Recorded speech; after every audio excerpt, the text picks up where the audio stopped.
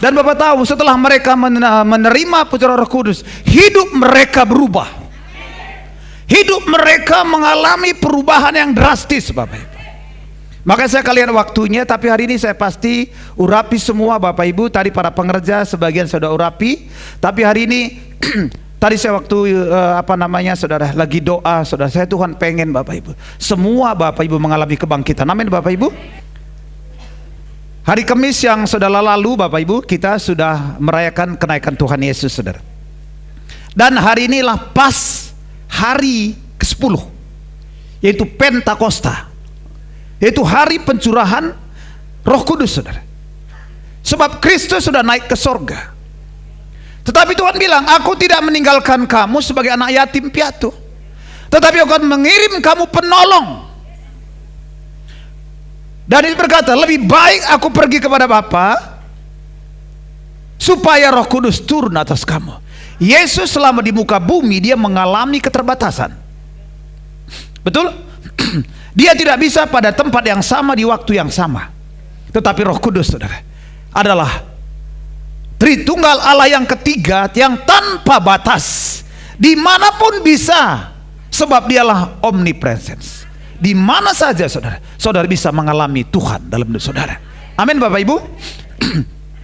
Nah di sepanjang kalau beberapa bulan lalu kita berbicara tentang ini saudara ya, new paradigm, yaitu paradigma yang baru. Tetapi saudara, mulai nanti beberapa bulan ke depan kita akan bawa satu tema, itu life like Jesus, yaitu hidup yang seperti Tuhan Yesus hidup. Siapa yang pengen hidup seperti Tuhan Yesus hidup? Pertanyaannya, bisa gak sih Pak? Bisa nggak kita hidup seperti Yesus hidup? Wah, ini pertanyaannya saudara. Kalau semua orang Kristen bisa hidup seperti Yesus hidup, maka sesuatu yang besar akan terjadi dalam hidup saudara. Saudara lihat murid-murid Yesus, saudara. Mereka lah orang-orang biasa, betul? Bapak Ibu, orang biasa, penjala ikan, Bapak Ibu. Tetapi ketika mereka menerima Roh Kudus turun atas hidup mereka bukan seperti yang dulu lagi. Casingnya masih sama, betul? Betul apa enggak? Mukanya masih Rembo, tapi hatinya sudah Rinto Harahap. Amin saudara.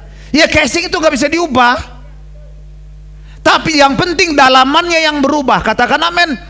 Petrus yang tadinya pengecut saudara, tetapi menjadi Petrus yang pemberani, yang sekali berkhotbah 3.000 orang bertobat. Tepuk tangannya tanggung-tanggung. Amin saudara. Satu kali berkhotbah, saya belum pernah lihat ya saudara, 3.000 orang berkhotbah langsung bertobat. Nanti di antara Bapak Ibu katakan amin. Nah makanya hari ini saudara, tema pertama lah nama enablers. Artinya saudara, yang memberdayakan saudara, yang memampukan saudara untuk melakukan perkara-perkara yang besar. Katakan amin. Mari buka Alkitab kita sama-sama yuk. 1 Yohanes 2.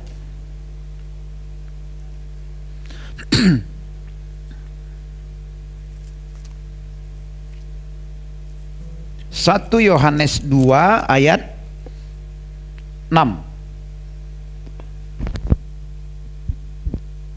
Sudah ketemu sama-sama? Bersama-sama dengan saya. 1, 2, 3. Barang siapa mengatakan bahwa ia ada di dalam dia, ia apa? Ia apa? Wajib hidup sama seperti Kristus telah hidup. Wah, katakan, saya wajib hidup seperti Yesus hidup. Katakan amin. Sepanjang hidup Yesus adalah mujizat. Dia adalah manusia saudara, tetapi dia juga Tuhan. Dan dia melakukan perkara-perkara supranatural. Katakan amin Bapak Ibu. Pertanyaan sekali lagi, bisakah kita hidup seperti Yesus hidup Bapak Ibu? Saya pengen Bapak Ibu menjawab dengan mantap. Bisakah kita hidup seperti Yesus hidup? Bilang, saya bisa hidup seperti Yesus hidup. Amin. Itu harus dideklarasikan, bukan sekedar diucapkan, saudara. Tetapi itu jadikan jadi satu kebenaran dalam hidup saudara. Artinya setiap saudara bisa hidup seperti Yesus telah hidup. Saudara, di Filipi 2 dikatakan begini. Di Filipi 2 itu ada istilahnya kenosis, saudara. Yesus yang adalah Allah telah menanggalkan semua kealahannya. Ingat Bapak Ibu, Yesus telah menanggalkan semua kealahannya dan mengambil rupa seorang hamba. Jadi waktu Yesus lahir ke muka bumi ini, dia, saudara, seorang hamba. Artinya seorang manusia biasa kayak saudara. Katakan amin. Seorang manusia biasa. Tetapi dia, Bapak Ibu, tetapi dia, saudara, setelah dibaptis oleh Roh Kudus, dia menjadi manusia yang luar biasa. Katakan amin Bapak Ibu. Sekali lagi Bapak Ibu, apakah kita bisa menjadi hidup seperti Yesus telah hidup? Amin. Nah, saya mau bacakan buat Bapak Ibu Kejadian, saudara, dikatakan, baiklah kita menjadikan manusia menurut gambar dan rupa kita. Supaya apa? Supaya mereka dapat berkuasa atas ikan-ikan di laut, atas burung-burung di udara, dan atas ternak dan seluruh bumi, dan atas segala binatang melata yang merayap di bumi. Saudara, artinya apa Bapak? Sejak semula, saudara, Bapak, Ibu, dan saya telah diciptakan segambar dengan rupa Tuhan. Katakan amin. Itu sebabnya saudara, saudara dan saya pasti bisa hidup seperti Yesus hidup. Haleluya.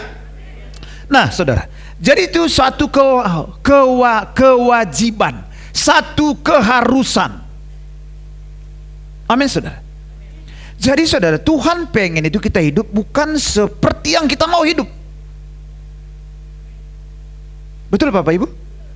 Kita seringkali pengen seperti yang dibilang, mulut-mulut saya, kaki-kaki saya, tangan-tangan saya, terserah saya dong. Betul nggak saudara? Betul Bapak Ibu.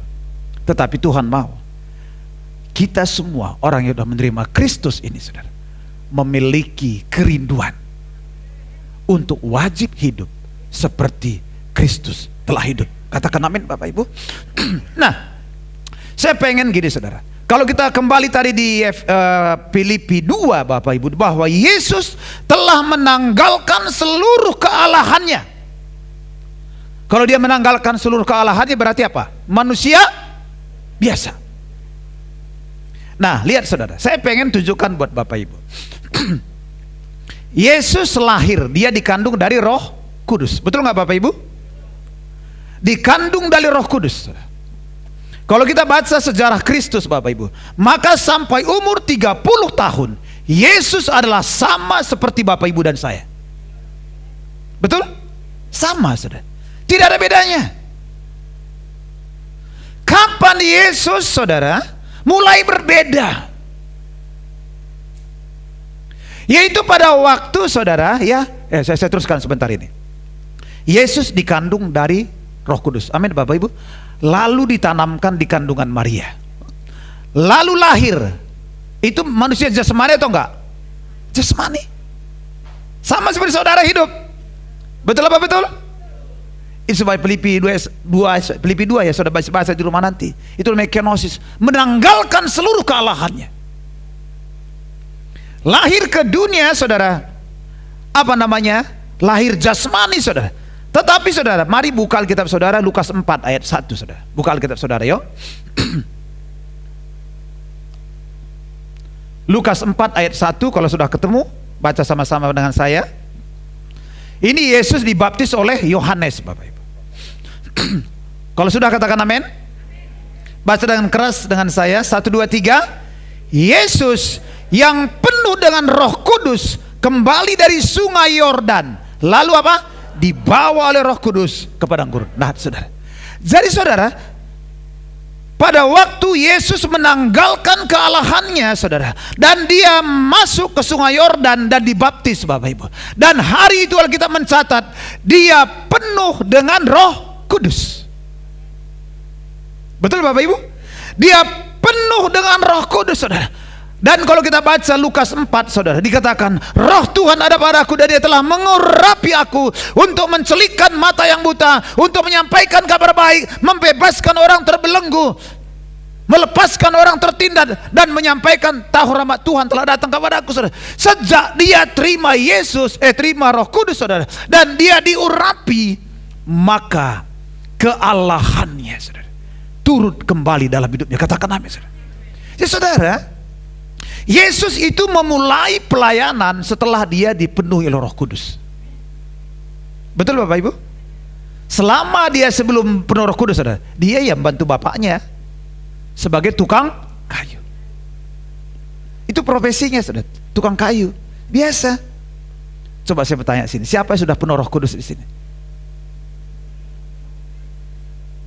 Jangan setengah tiang Bapak Ibu, tinggi-tinggi. Setengah tiang tak ada duka cita. Sudah semua penuh Roh Kudus?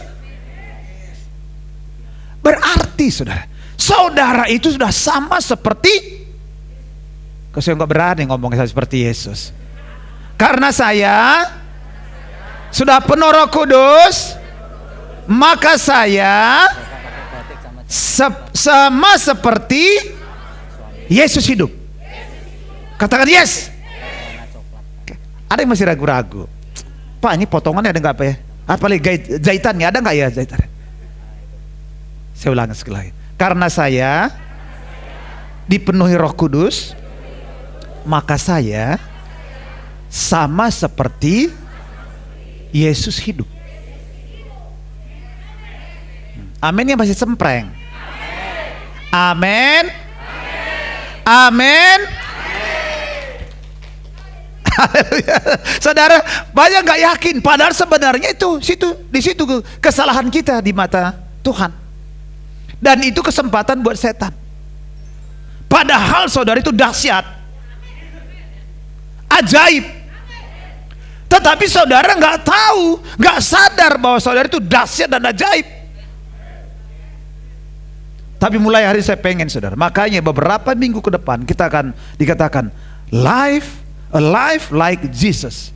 Saudara akan hidup seperti Yesus, sehingga saudara nggak dipermainkan lagi oleh kuasa-kuasa setan. Justru kan saudara punya kuasa. Lukas 4 ayat 18-19.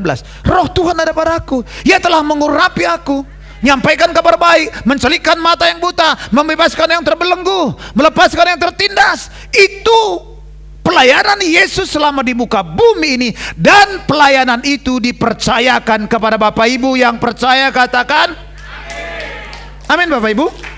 Nah lihat saudara, Yesus memang dia saudara dikandung Roh Kudus, saudara, lahir dari Roh. Tetapi dia waktu dia lahir, dia jasmani Bapak Ibu. Dia belum melakukan perkara-perkara besar sampai dia dipenuhi Roh Kudus waktu dibaptis Sungai Yordan, saudara. Dan pencurahan itu hari ini waktunya Bapak Ibu. Makanya saya tidak mau sia-siakan kesempatan hari ini. Saya pengen semua saudara penuh Roh Kudus, supaya saudara menjadi manusia yang dahsyat dan ajaib. Bahasa Jawanya bagus. Kalau Roh Kudus turun atas kamu, maka kamu akan menjadi sakti. Tapi katanya Pak Wiryo, kalau baptis Roh Kudus itu katanya bahasa Jawanya menjadi orang sakti. Kenapa enggak sakti? Ngusir setan pergi. Tumpang tangan orang sakit sembuh. Betul apa enggak? Itu namanya sakti. Disantet orang nggak bisa kena, itu namanya sakti. Betul apa enggak? Saudara, ini memang kadang-kadang terjemahan bahasa itu bagus, menjadi sakti. Dipenuhi Roh Kudus. Pada waktu Yesus penuh Roh Kudus, disitulah mulai pelayanan, saudara. Yesus mulai melakukan tanda-tanda mujizat dan tanda-tanda heran. Dia bisa berjalan di atas air, dia bisa meneduhkan gelombang, dia bisa membangkitkan orang mati, dia bisa membuat orang buta melihat, orang tuli mendengar, orang bisu berbicara. Dan kuasa itu telah diberikan kepada Bapak Ibu hari ini. Katakan amin, saudara. Saudara dikasih Tuhan, waktu Yesus penuh Roh Kudus, saudara, maka akhirnya dia jadi mati. Betul apa enggak Bapak Ibu? Mati jasmani. Tetapi dia dibangkitkan. nggak mati selama-lamanya. Nabi-nabi yang lain mati, kuburannya masih ada sampai hari ini, dan tulang-tulangnya masih di dalam. Yesus memang mati untuk dosa-dosa saudara, katakan amin. Tetapi dia tidak mati selamanya, dia bangkit pada hari ketiga, dan dia naik ke surga mengenakan tubuh kemuliaan. Jadi saudara, saya mau tunjukkan buat saudara bahwa manusia Yesus adalah manusia menjadi teladan kita. Bahkan dikatakan Yohanes 14 ayat 12, jikalau kau percaya kepadaku, maka engkau dapat melakukan apa yang aku lakukan. Yesus adalah pola kehidupan buat anak-anak Tuhan. Nah sekarang kita bandingkan dengan kehidupan kita, saudara. Ini perlengkapan. Kalau Yesus tadi perlengkapannya, saudara, penuh Roh Kudus juga sama, Bapak Ibu. Dia mulai dahsyat dan ajaib ketika penuh Roh Kudus. Betul Bapak Ibu? Dan saya percaya saudara kan dahsyat dan ajaib mulai hari ini. Kan saudara mulai sadar, oh ternyata saya ini penuh Roh Kudus. Bukan penuh Roh Kudus, Roh Kudus. Amin, amin. Saudara kan mulai jalan gagah perkasa. Tidak lagi berjalan dengan selalu kekalahan. Saudara mengalami kemenangan dalam kehidupan. Lihat saudara, ini saya kasih, kita nggak punya papan tulis, ini diparalelkan gitu. Saudara lahir jasmani, cuma itu bedanya doang. Kita lahir dari sperma bapak kita dan sel telur ibu kita, betul? Ya, lahirlah kita. Udah? Kemudian kita lahir jasmani. Kalau Yesus dikandung oleh Roh Kudus, dia lahir karena Roh Kudus. Tetapi sama-sama lahir jasmani, saudara. Itu doang bedanya. Lalu saudara lahir baru, betul apa enggak? Lahir baru. Waktu saudara percaya Tuhan, saudara lahir baru. Setelah lahir baru dipenuhi apa? Roh Kudus. Wah. Sama seperti Yesus, saudara. Lahir jasmani, dia nggak perlu lahir baru lagi karena memang udah Tuhan dia, saudara. Tetapi dia memiliki kuasa dan dahsyat dan ajaib ketika dia penuh Roh Kudus. Dan saya percaya ketika saudara sudah lahir baru dan saudara penuh Roh Kudus, maka saudara akan melakukan seperti yang Yesus lakukan. Katakan amin. Saudara pasti bisa lakukan. Makanya tadi dikatakan, saudara, barang siapa berkata dia percaya Kristus, dia wajib hidup seperti Kristus telah hidup. Bukan cuma gimana gaya hidupnya, bukan saudara, tetapi kuasanya, karakternya, kuasanya akan terimpartasi buat Bapak Ibu semua. Saudara, saya pernah baca buku Maurice Cerullo, saudara ya, Peperangan Rohani, saudara. Bagus sekali bukunya itu. Bahwa senjata Tuhan Yesus adalah Roh Kudus, Bapak Ibu. Dan senjata saudara pun Roh Kudus. Dan Roh Kudus itu nggak jauh. Di mana Roh Kudus, Bapak Ibu? Kita bait Roh Kudus, Bapak Ibu. Nggak jauh-jauh.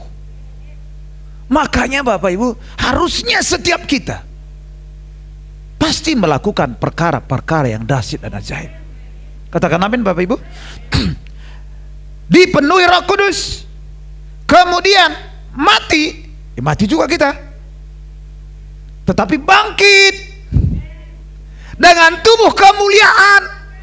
Berarti saudara, manusia Yesus, saudara, adalah pola kehidupan orang-orang Kristen. Kita setelah lahir jasmani, saudara, kemudian terima Yesus lahir baru, penuh Roh Kudus, kita melakukan perkara-perkara besar dan kita akan mati, tetapi kita akan dibangkitkan dan diberikan tubuh kemuliaan. Sama seperti Kristus, Bapak. Saya mau tanya, siapa yang pengen sama seperti Yesus hidup, Bapak? Semua mau, Bapak Ibu? Pasti bisa. Karena saudara sudah terima Roh Kudus. Katakan amin. Mari kita baca Kisah Rasul 2. Nah ini kayaknya nggak selesai bahan saya, tapi nggak apa-apa Bapak Ibu ya. Karena ini kita bukan ngejar setoran Bapak Ibu. Betul? Nanti seberapa selesai, mari baca yuk. Kisah Rasul 2 ayat 1 sampai 4. Kalau sudah ketemu katakan amin. Saya baca 1 ya. Ini pas seperti hari ini. Murid-murid lagi 10 berdoa di loteng Yerusalem. Ayat 1 saya. Ketika tiba hari Pentakosta, maksudnya hari ini, seperti hari ini, semua orang percaya berkumpul di satu tempat. Ayat 2.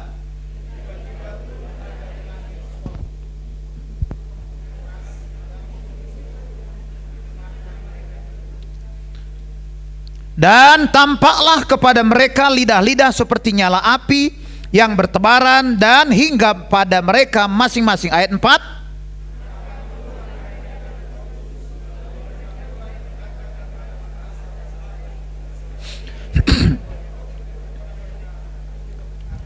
Katakan amin Bapak Ibu. Jadi saudara, pada waktu mereka menanti-nantikan 10 hari mereka berdoa di loteng Yerusalem, saudara, maka tepat pada hari ke-10, yaitu Penta, artinya 50, saudara. Penta artinya 5. Pada hari ke-50 mari dikatakan, maka Roh Kudus dicurahkan seperti lidah api, maka penuhlah mereka dengan Roh Kudus. Lalu mereka apa? Berkata-kata dengan bahasa-bahasa baru. Kalau tadi ada orang Jawa, orang Batak, semua nanti keluar. Ada orang India, mungkin semua didengar mereka menurut bahasa mereka. Wah, mereka berkata-kata, saudara. Makanya sampai di Arab, kekristenan ada di Arab. Karena kalau saya baca di Alkitab, ada orang Arab di situ.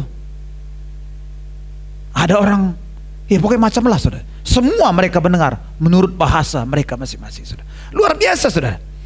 Penuhlah mereka dengan Roh Kudus, lalu mereka mulai berkata-kata dengan Roh Kudus. Saya mau tanya, saudara. Apakah saudara pengen dipenuhi Roh Kudus setiap hari? Saya mau terangkan sedikit. Baptis Roh Kudus cuma sekali, dengan tanda awal berbahasa roh. Tapi penuh Roh Kudus setiap hari. Kapan saja harus penuh Roh Kudus. Katakan amin, saudara. Nah, setelah mereka penuh Roh Kudus, apa yang dikerjakan Roh Kudus dalam hidup kita? Apa yang dikerjakan Roh Kudus di dalam hidup kita ketika kita penuh Roh Kudus? Yang pertama, Bapak Ibu, ingat sekali lagi, dalam hidup saudara ada Roh Kudus. Katakan amin. Apa yang dikerjakan Roh Kudus? Apa yang ingin Roh Kudus kerjakan dalam hidup saudara?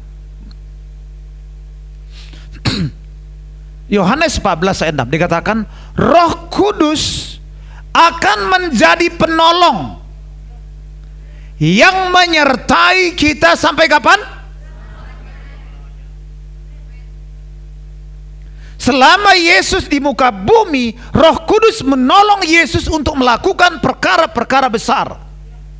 Maka roh yang sama akan menolong Bapak Ibu untuk melakukan perkara-perkara yang besar dalam hidup ini. Katakan amin, saudara. Ketika Yesus, saudara, mengalami masa-masa sukar, ketika mereka di taman Getsemani, dia akan disalibkan, saudara, maka Roh Kudus turun untuk menguatkan Yesus. Kita bisa jadi mengalami masa-masa sukar dalam hidup kita. Kita mungkin mengalami jalan buntu, jalan susah, persoalan kita stres dan depresi, saudara. Tetapi percaya, dalam hidup saudara ada Roh Kudus yang berjanji, Dia akan menolong saudara. Amin, saudara. Harus rela ditolong. Dan dikatakan Dia menyertai kita. Oh, bukan cuma menyertai, tinggal dalam hidup kita kok sampai selama-lamanya. Sehingga saudara nggak perlu takut dalam kehidupan. Kadang-kadang kita merasa lonely, merasa sendiri, helpless, kita nggak merasa yang menolong hidup kita. Itu cuma perasaan saudara. Jangan terlalu percaya dengan perasaan saudara. Sensi. Jangan terlalu percaya dengan perasaan kita. Katakan amin. Percayalah kepada firman-Nya. Setuju Bapak Ibu? Kalau perasaan kita bisa berubah-ubah, betul apa enggak? Kalau lagi dapat duit, wah, sukacita sekali gitu ya, saudara. Kalau lagi baru gajian, saudara, begitu kerja udah nggak sukacita lagi. Sebab orang bekerja itu selalu cuma senang itu pas gajian doang. Iya, betul apa enggak? Oh, terima gaji seneng gitu ya, tapi begitu kerja, aduh gitu. Itu manusiawi, Bapak Ibu. Tetapi Roh Kudus akan menolong kita, menyertai kita, mengalami masa-masa sukar dalam hidup kita. Tidak ada perkataan yang tidak mungkin. Katakan amin saudara. Ketika Roh Kudus yang hebat itu menolong saudara, maka dia seperti dia menolong Kristus, dia akan menolong Bapak Ibu untuk menjalani kehidupan ini saudara. Katakan amin saudara.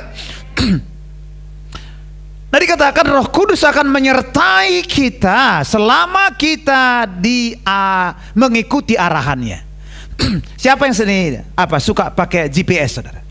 Atau Waze? Tinggi-tinggi tangannya. Hampir semua ya.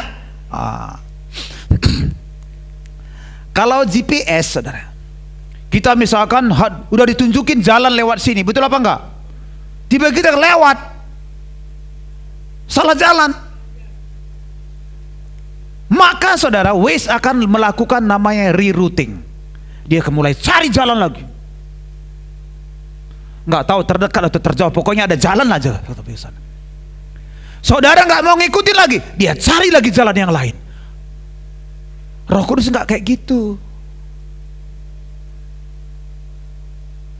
Roh Kudus nggak kayak gitu cara bekerjanya. Ini bahasa Medan, kayak gitu bahasa Medan saudara. Roh Kudus nggak kayak seperti itu. Dia pengen saudara kalau udah diarahkan ikut jalan itu, jangan menyimpang ke sana. Situ katakan amin. Nah contoh begini, Roh Kudus menginginkan kita hidup kudus, betul apa enggak? Kita melakukan sesuatu yang salah, itu memperpanjang perjalanan saudara mencapai tujuan dalam kehidupan.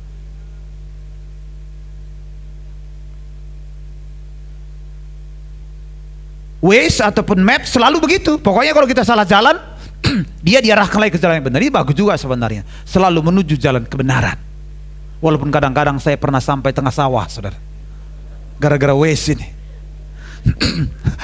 Satu kali saudara, saya sama istri saya, dia kan bilang pakai Maps saja, Google Maps. Saya jarang pakai Google Maps, pakai Waze. Waze itu selalu cari jalan yang susah Bapak Ibu, pokoknya tercepat aja.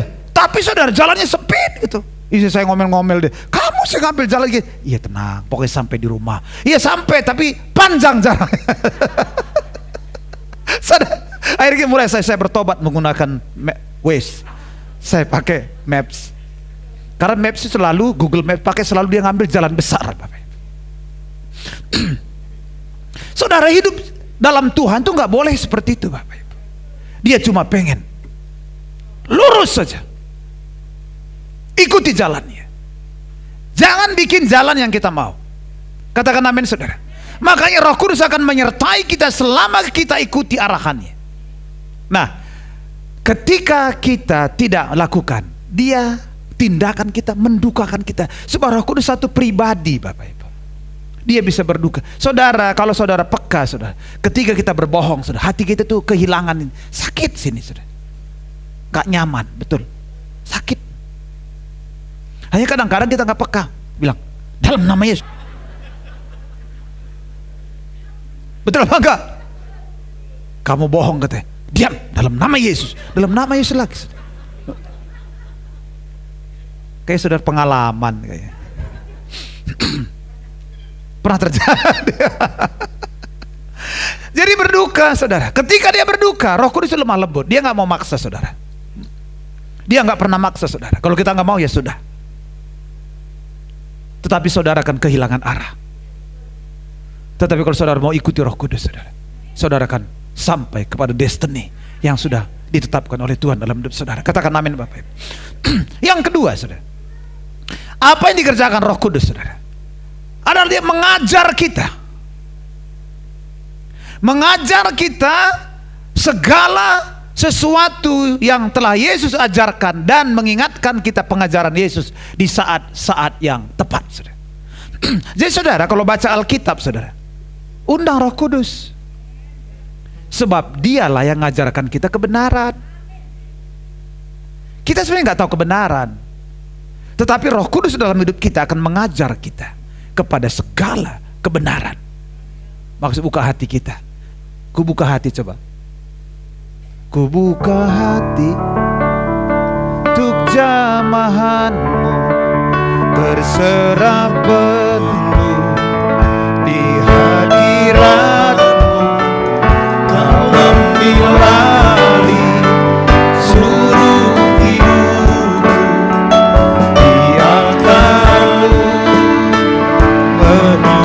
akan kubuka hati.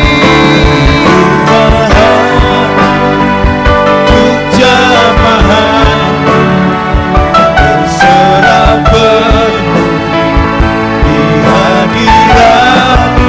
Kau ambil alih seluruh hidup, biarkan-Mu menyembah.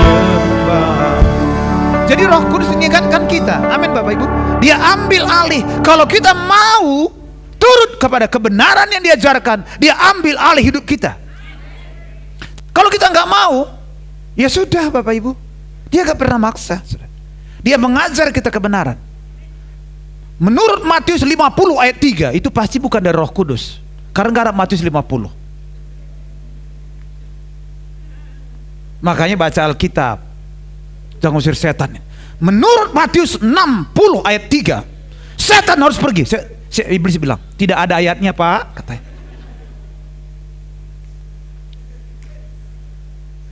Gak ada ayatnya toh. Saudara, kita baru belajar. Kita mau belajar baru diajar. Kalau nggak mau belajar ya nggak diajar. Gimana mau diajar kalau nggak mau belajar? Waktu kita baca firman-Nya, kita diajar. Ini maksudnya gini loh, saudara. Makanya persiapkan khotbah sudah kadang-kadang 5 hari nggak ketemu. Hari ini saya ambil khotbah Pak Wiryo.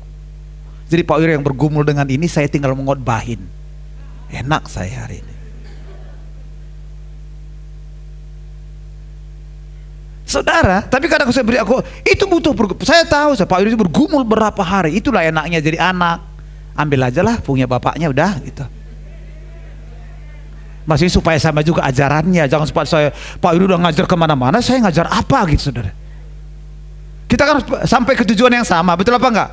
Makanya perlu diajarkan. Katakan amin. Jadi yang enak itu saya gitu. Saudara, kalau saudara belajar firman, saudara diajar. Waktu saudara diajar, kemudian ada perkara-perkara besar, Roh Kudus akan mengingatkan apa yang kita pernah pelajari. Kalau nggak pernah dipelajari, saudara, Roh Kudus mengingatkan apa? Nggak ada di dalam. Betul apa enggak? Roh Kudus bilang, saya mengingatkan apa sama kamu ya? Kamu nggak ada di dalamnya, gimana katanya? Amin. Mau baca firman tiap hari? Supaya ketika ada persoalan, Roh Kudus bisa diingatkan. Supaya saudara, setiap kali saudara baca, sebenarnya dia masuk ke otak bawah sadar kita. Semua peristiwa saudara hafal atau tidak, dia selalu ditangkap oleh otak bawah sadar kita. Semua tersimpan. Nah, jadi pada waktu saudara punya persoalan, maka Roh Kudus punya tugas untuk mengangkat semua dari memori-memori dari bawah sadar kita untuk keluar. Oh iya, menurut Matius 6 ayat 33, benar. Ada ayatnya. Kalau nggak tersimpan, apa yang mau ditarik keluar? Saya bisa, Bapak Ibu bisa nangkap maksud saya, Bapak Ibu? Ayo baca firman setiap hari. Setuju, katakan amin. Supaya ada bahan dasar untuk diingatkan Roh Kudus.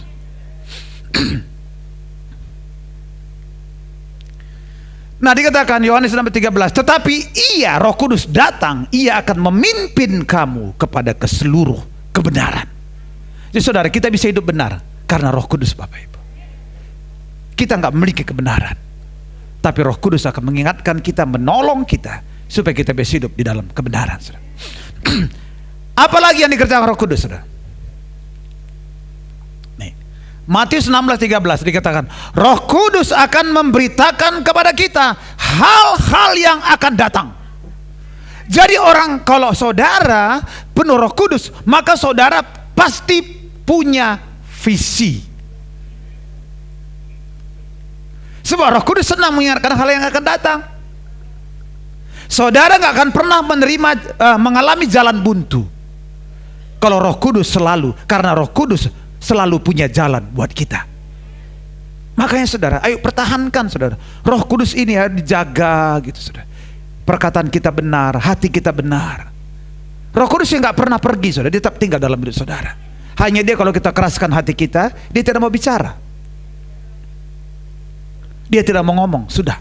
Sampai kita berkata, Roh Kudus, ingatkan saya. Kita boleh nggak nyembah Roh Kudus? Iya boleh Bapak, dia Allah Bapa Tritunggal kok. Amin saudara. Dia memberitakan hal datang. Jadi saudara, dia kalau kita penuh Roh Kudus pasti punya visi. Nah dikatakan saudara, Roh Kudus akan memberitahu apa yang akan terjadi, kapan terjadi, bagaimana cara mengerjakan perintah Tuhan. Saudara, sekarang ini saya lagi sibuk saudara di saya dulu nggak ngerti sebenarnya Bapak Ibu. Suruh Pak Wiryo kerja di HOB, bangun HOB, bangun. Udah kerjain semua gitu. Saya buatin sistemnya. Pokoknya saya disuruh saya kerjakan aja. Gimana bikin hidroponik, udah saya bikin sistemnya semua. Bagaimana bikin pertanian organik, saya buat sistemnya. Bagaimana budidaya ikan, saya bikin sistem. Semua udah. Jadi kalau saudara mau, tinggal copy paste, jadi. Nah sekarang datang dari seluruh Indonesia untuk training sana, saudara. Saya nggak pernah terbayang seperti saudara. Udah dari NTT, dari Papua untuk di training, saudara. 1 minggu ini saya sibuk untuk training orang-orang dari Pelmas GBI datang ke HOB, saudara. Saudara mau saya katakan begini, boleh tepuk tangan dulu Bapak Ibu. Tapi yang mau saya katakan begini Bapak Ibu, ini yang di Tuhan taruh di hati gembala kita, senior pastor kita. Saya ngikutin, saya nggak pernah terbayang akan mengajar banyak orang. Iya, anak petani suruh ngajar bertani masih oke-oke saja. Oh, saya dulu punya sawah juga, punya nanam padi juga, biasa-biasa saja. Tadi pagi bilang istri saya bilang gini, kamu menikmati kayaknya di HOB ya kata. Iya. Saya senang ngajar Bapak Ibu. Saya senang gitu kalau orang tahu gitu Bapak Ibu.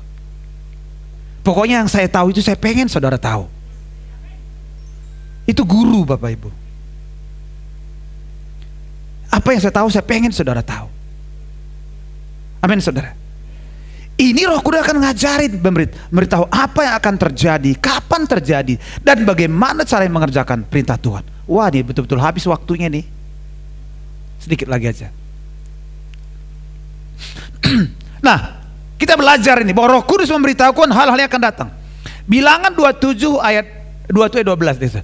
Naiklah saudara. Jadi gini saudara, waktu Musa itu Bapak Ibu, Musa itu cuma sekali berdosa Bapak Ibu. Tapi gara-gara itu saudara, dia nggak sampai ke tanah Kanaan. Suatu kali saya pergi ke Moab, yaitu ke Jordan, kita naik ke Gunung Nebo. Saya nangis. Kenapa saya nangis saudara? Saya teringat gini saudara, Musa cuma sekali berdosa kok nggak masuk tanah Kanaan. Saya ini berkali-kali berdosa. Kok Tuhan masih kasih kesempatan. Musa cuma sekali. Saya nangis, Tuhan, terima kasih Tuhan buat anugerah. Sekalipun saya mungkin masih jatuh berdosa gitu saudara, tapi Tuhan masih berikan kesempatan. Amin Bapak Ibu. Hari ini Bapak Ibu, kalau saudara masih bikin salah, Tuhan masih kasih kesempatan. Tapi jangan salah mulu. Sebab kadang-kadang kita nggak tahu Bapak Ibu, kapan Tuhan panggil hidup kita. Kapan Tuhan mengerjakan sesuatu. Banyak kita kehilangan kesempatan ketika kita nggak hidup benar di hadapan Tuhan. Yang harusnya kita udah capai sampai sekian, karena kita masih belum siap. Sebab kesuksesan selalu ada persiapan dan kesempatan. Coba bilang, kesuksesan adalah kesempatan dan persiapan. Persiapan tugas siapa? Persiapan tugas siapa? Kesempatan dari siapa? Tuhan. Nah seringkali kita gini saudara, kita masih bergumul dengan hal-hal yang kita inginkan, yang berdosa, kita bergumul Bapak Ibu. Padahal Tuhan sudah buka kesempatan, tetapi kita tidak punya persiapan. Ketinggalan Bapak Ibu. Tetap masih ada waktu, tetapi kita banyak kehilangan kesempatan. Saya pengen kita semua Bapak Ibu, kalau Tuhan bagian kita persiapan, ayo siapkan hidup kita. Katakan amin. Ayo bersiap-siap Bapak Ibu. Kita nggak tahu kapan Tuhan berikan kesempatan buat kita. Tetapi yang pasti, Tuhan pasti buka kesempatan. Sebab saudara, Pengkhotbah 3:11, segala sesuatu Tuhan buat indah pada waktunya. Artinya indah pada waktunya apa? Tuhan buka kesempatan buat saudara. Hanya kadang-kadang datang kesempatan, kita nggak siap. Mau nggak kita selalu bersiap-siap supaya ketika Tuhan buka kesempatan maka Roh Kudus memberitahu apa yang akan terjadi, kapan terjadi. Itu kesempatan. Bagaimana cara mengerjakannya? Wah, enak sekali Bapak Ibu. Kalau kita dituntun Roh Kudus, kita akan mengerjakan dengan mudah. Nah, Musa Bapak Ibu, dia suruh naik ke gunung karena berdosa Bapak Ibu, karena berdosa sekali doang Bapak Ibu. Dia bilang sama Musa, naiklah kamu ke gunung Abarim. Jadi saudara, gunung apa namanya saudara? Gunung Abarim itu sebuah pegunungan di Moab. Ya, di situ ada Gunung Nebo. Puncaknya namanya Pisgah. Jadi saudara, kalau di Alkitab saudara baca Abarim, saudara baca Nebo, Pisgah, itu satu tempat semua. Semua di situ. Puncak dari Gunung Nebo namanya Pisgah. Ya. Ya mungkin Abarim itu pegunungannya namanya pegunungan Abarim. Ya saudara. Maka Tuhan suruh, naiklah kamu ke Gunung Abarim dan pandanglah negeri yang akan kuberikan. Kebayangkan saudara, cuma ngelihat doang nih. Mungkin Musa nangis dia. Betapa indahnya tanah Kanaan. Tetapi saya cuma bisa melihat. Saya pengen Bapak Ibu tidak cuma melihat orang lain diberkati. Amin. Saya rindu Bapak Ibu tidak lihat orang lain berhasil, tapi saudaralah yang berhasil. Amin. Saudara boleh menyaksikan kesaksian orang lain, tetapi adalah lebih baik menyaksikan pengalaman saudara dengan Tuhan. Amin saudara. Itu yang saya pengen setiap kita mengalami. Amin Bapak Ibu. Naiklah ke Gunung Abarim dan pandanglah negeri yang kuberikan kepada Israel. Apa sih arti Abarim saudara? Abarim adalah region beyond. Artinya wilayah yang di seberang. Wah, Musa hanya bisa melihat. Ini berbicara visi Bapak Ibu. Sebenarnya kalau saudara naik ke tempat yang tinggi, saudara bisa melihat yang sebenarnya telah disiapkan Tuhan buat saudara. Makanya naik tempat tinggi berarti saudara harus level rohani kita semakin tinggi. Kita memiliki keintiman, kedekatan dengan Tuhan saudara, sehingga kita bisa melihat apa yang sebenarnya Tuhan sudah persiapkan buat Bapak Ibu. Amin saudara. Musa coba bisa melihat, tapi semua jemaat WTC Ballroom bisa bukan cuma melihat, tetapi mengalami. Katakan amin. Haleluya. Ini saya habisin aja Bapak Ibu ya, nggak apa-apa ya, nggak apa-apa lah, sekali-sekali aja, nggak tiap minggu gitu. Hari ini kita ngejar setoran. Kemudian saudara, naiklah Musa, sorry. Naiklah Musa ke Gunung Nebo. Kan tadi Abarim. Abarim nama pegunungannya semua. Kemudian naiklah ke satu pun namanya Nebo. Kemudian ke atasnya puncaknya namanya apa? Pisgah. Nah, apa sih artinya? Ini semua ilustrasi Bapak Ibu ya. Jadi saudara, untuk mencapai destiny dalam hidup kita Bapak Ibu, kita harus mengalami 3 hal. Kita harus naik ke Abarim, kita harus naik ke Nebo, kita harus naik ke Pisgah. Saya akan terangkan apa Nebo, apa Abarim, apa Nebo, ada Pisgah. Abarim tadi adalah kita punya visi, kita bisa melihat apa yang Tuhan sudah siapkan dalam hidup kita. Saudara pengen gak saudara? Bukankah Tuhan bilang, aku telah menyiapkan kepadamu masa depan yang penuh pengharapan. Mau lihat enggak masa depan yang Tuhan siapkan buat saudara? Kalau mau lihat, ayo naik.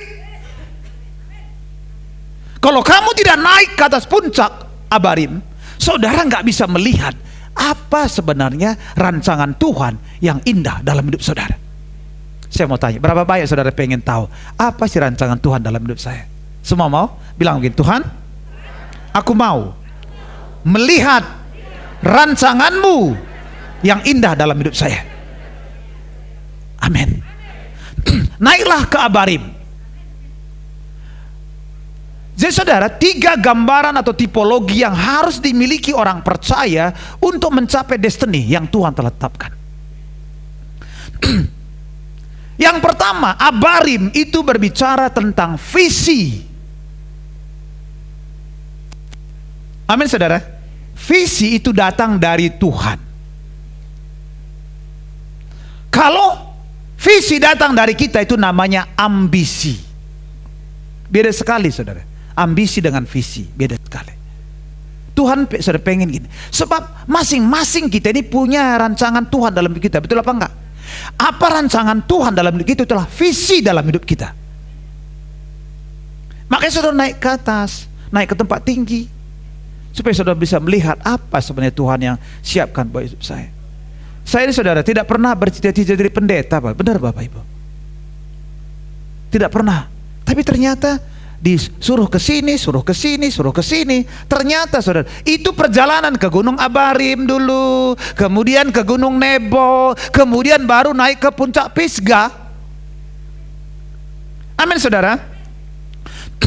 Jadi Abarim berbicara saudara visi ke depan. Saya rindu semua kita punya visi ke depan. Katakan amin. Kita punya visi. Kita harus bisa melihat visi adalah apa yang Tuhan rencanakan dalam hidup saudara. Atau visi adalah melihat apa rancangan Tuhan dalam hidup saudara. Itu visi. Nah, Abarim saudara. Oh, kayaknya sudah gini aja. Kita lanjutkan minggu ketiga Bapak Ibu. Setuju ya? Sudah 10:30. Satu ayat lagi saya tunjukkan. Abarim saudara, kesanggupan kita melihat apa yang ada di depan kita yang orang lain tidak lihat. Makanya orang bingung, saya punya visi begini, orang lah bingung. Ah, nggak mungkin. Iya, kamu nggak lihat, dia lihat gitu. Ya betul apa nggak Bapak Ibu? Seringkali kita, wah ini idenya gila, ini visinya gila. Iya memang beda, masa cara rancangan Tuhan dalam hidup kita berbeda-beda saudara. Sehingga saudara kita nggak bisa samakan. Kamu kok lihat itu sih? Ya memang itu yang Tuhan kasih sama dia. Amin saudara. Nah tinggal ini aja terakhir.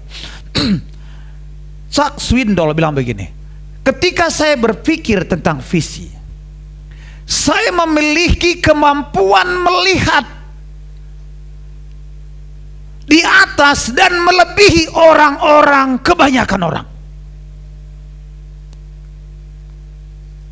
Senior pastor kita visioner. Awalnya saya mikir tanah 12 hektar itu luas, sekarang jadi sempit. Kenapa? Udah banyak kegiatan.